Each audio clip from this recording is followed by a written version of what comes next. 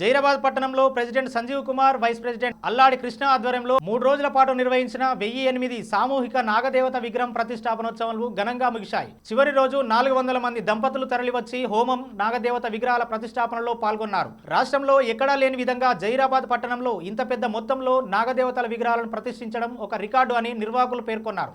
ఈ కార్యక్రమంలో కమిటీ సభ్యులు, గ్రామ ప్రజలు అధిక సంఖ్యలో పాల్గొన్నారు.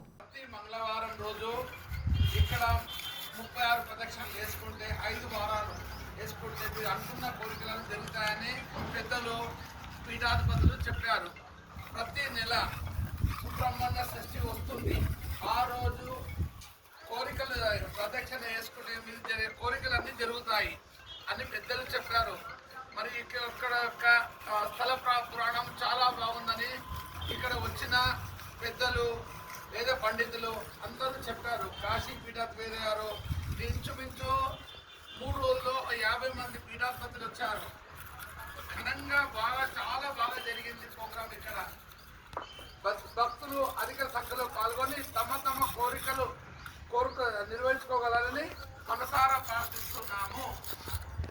జై మనసాదేవి. జై మనసాదేవి.